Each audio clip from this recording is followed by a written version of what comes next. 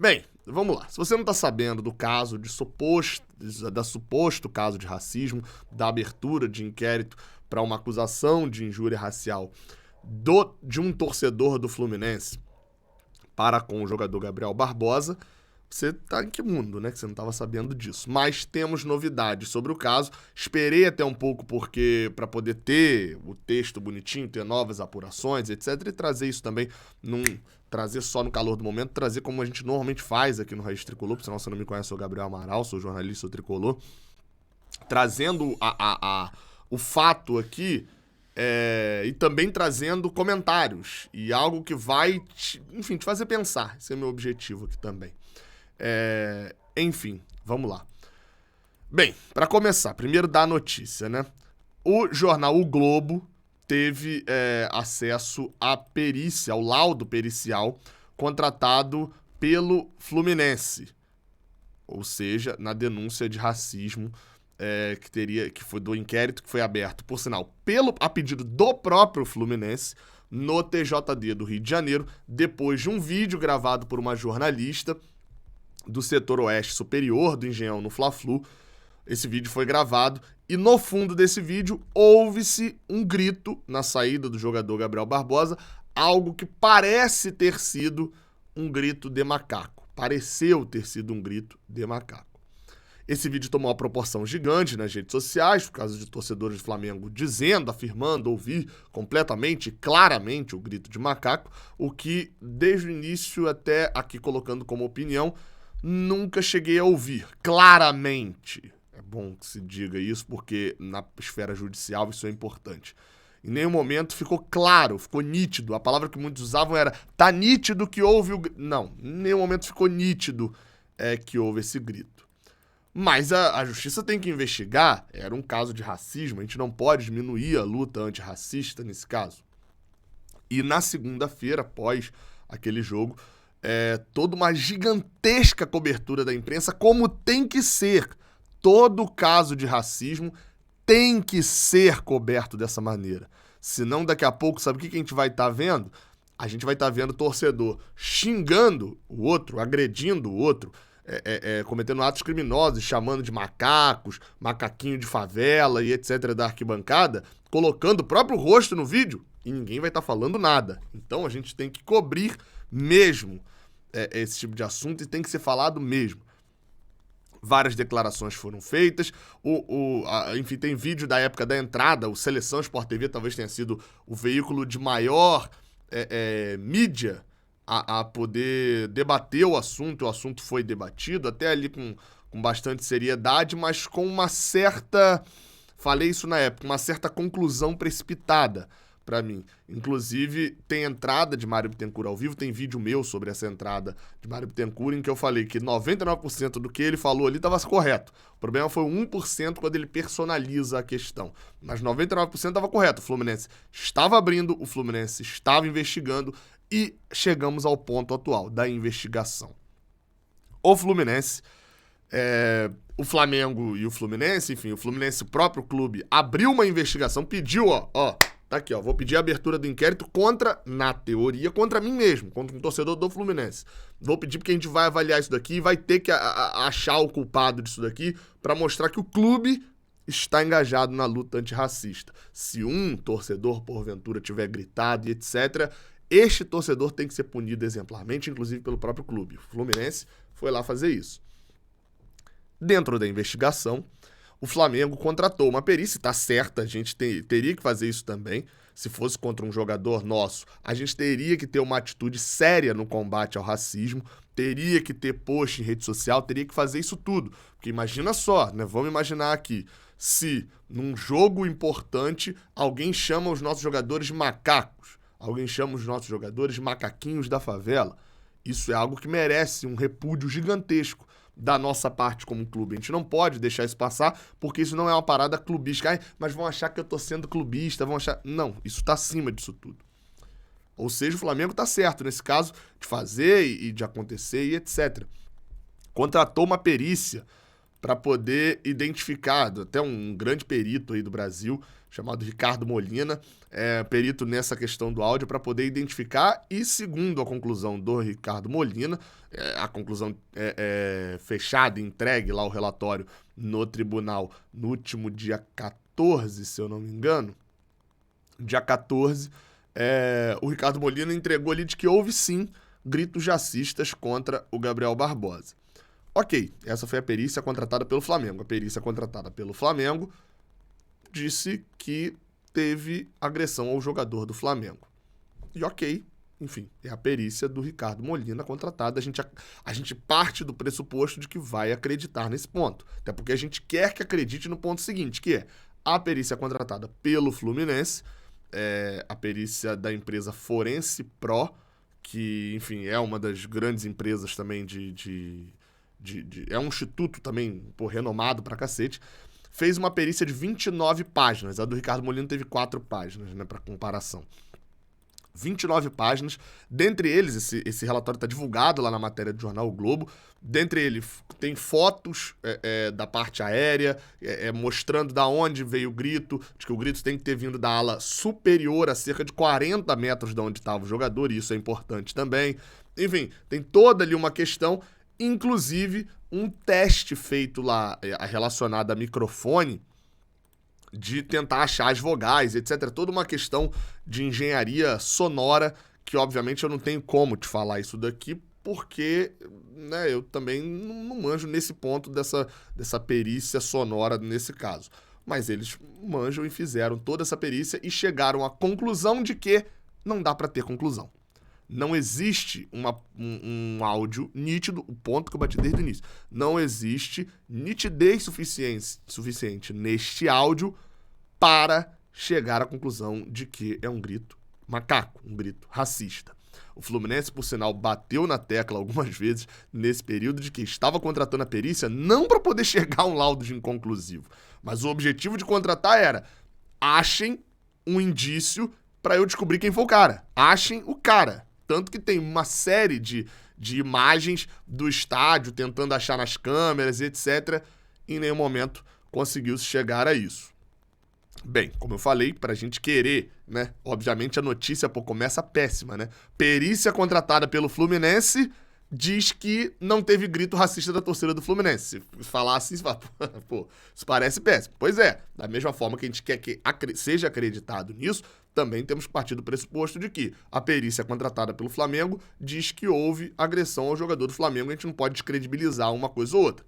De fato, o Ricardo Molina, se você jogar aí no Google, você vai ver que o cara é sinistrão aí mesmo. Mas entregou uma perícia de 4 páginas e a do Fluminense tem 29. A gente acredita um pouco mais, pelo menos é mais crível a do Fluminense. Mas qual que é o caso e o principal e importante mesmo, que eu já fiz algumas brincadeirinhas aí durante a questão? Muito provavelmente, o Rafael Fernandes Lira, que é o relator, né, desse julgamento, que vai acontecer provavelmente aí nas próximas semanas já, do caso do Fluminense, enfim, vai ser julgado. Muito provavelmente ele vai levar em conta essa questão do inconclusivo, né? De fato, não é um áudio nítido para poder ser condenado. É a mesma coisa de eu querer condenar uma pessoa por uma imagem que eu não enxergo, que é ela. Não existe nada. Qual a única prova? É esta imagem. E qual que é essa imagem? Diz o quê? Diz que alguém assassinou a outra, mas eu não tenho certeza se é essa pessoa que não. Então condena essa pessoa, isso não faz sentido. Então, muito provavelmente o Fluminense não deve ser punido. De fato, não é algo que eu me preocupo nesse momento de uma possível punição ao clube Fluminense, não. Mas tem alguns pontos aí que ficam no ar, né? O Gabriel Barbosa deu depoimento, foi, né, diferente do Gerson e naquele caso lá do Índio Ramírez, né? Dessa vez o jogador do Flamengo que fez a acusação de racismo, que é uma acusação extremamente séria dos dois lados. A gente tem que levar como seriedade e quem acusa também tem que acusar com seriedade. O Gabriel Barbosa esteve na semana passada, no dia 18, lá no tribunal. Na verdade, ele não esteve, né? Foi uma audiência remota, né? Ele esteve em vídeo lá na audiência do Tribunal de Justiça Desportiva e foi ali. Porque a palavra certa não é interrogado, mas enfim. Foi prestar o seu depoimento e confirmou que sim, ele ouviu do estádio o grito de macaco. De que ele teria ouvido sim isso durante o jogo não, no caso na saída, mas não conseguiu identificar o torcedor na arquibancada.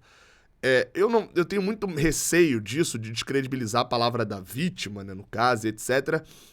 Mas sendo bem sincero, um jogo com 5 mil pessoas, 10 mil pessoas, 20 mil pessoas que estivesse ali no Engenhão, o Gabriel Barbosa dizer que ouviu o grito de macaco da Oeste Superior, que segundo o laudo fica a cerca de 40 metros e que mesmo com o estádio vazio, alguém gritando, o estádio vazio, era difícil de entender lá de baixo, a possibilidade dele ter ouvido esse grito de macaco que foi dito no vídeo é nula.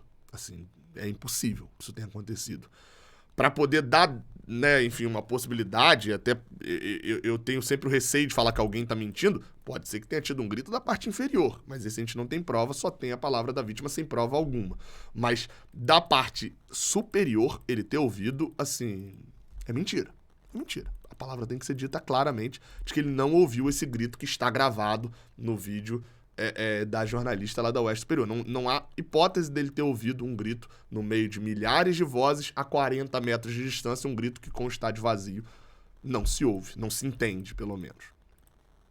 Mas eu já fiz, enfim, né? Já fiz várias brincadeiras aqui no meio e você já entendeu. Todo esse alarde, tudo isso que foi causado e criado, inclusive pela parte dos próprios clubes, inclusive da parte do clube agredido, né, entre aspas ali, que foi o caso de um jogador do Flamengo, não aconteceu nessa semana, quando um torcedor do Milionários, né, 2 torcedores do Milionários, se filmaram e fizeram ali um vlog para postar no TikTok, tem vídeo aqui no canal também com isso, mostrando o vídeo, que por sinal a conta dele já caiu o vídeo, o TikTok já tirou essa conta do ar pelas denúncias de racismo. Esses 2 torcedores, ou bandidos, a gente pode chamar assim, claramente viram pro campo no momento de confusão, aquele momento que teve amarelo pra cada lado, etc, e filmam, agredindo muito mais a Felipe Melo, que era o cara que tava ali, mas a todos os jogadores do Fluminense, chamando os jogadores do Fluminense de macacos, macaquinhos da favela. E, assim, eu falei sobre o áudio ser nítido, não precisa de perícia, nesse caso, nem do Ricardo Molina, nem da Forense Pro, nem nada, porque os próprios caras se orgulham, eles se orgulham de chamarem os jogadores brasileiros, os jogadores do Fluminense, de macaquinhos da favela. E isso tá dito audivelmente, sem qualquer dúvida, perante a qualquer questão de que isso aconteceu dentro do estádio, na arquibancada do El Campín. Felipe Melo não ouviu essa agressão racista, nenhum jogador do Fluminense ouviu, eles estavam a cerca de 40 metros de distância. Nenhum jornalista precisou filmar dessa vez. Os próprios caras filmaram e colocaram no TikTok. O vídeo tá público no Twitter, rodando aí dá com pé. Quais são as diferenças? A mídia não cobriu do mesmo jeito. Até o momento, quando a gente escreve no Google racista Milionários, a gente vê matérias da Gaúcha, do Zero Hora, né, lá do Rio Grande do Sul, vê uma matéria do portal Terra e vê basicamente isso, assim, vê uma coisa do Lance aqui também, há 1 hora atrás, esse vídeo já tá rodando há mais de um dia,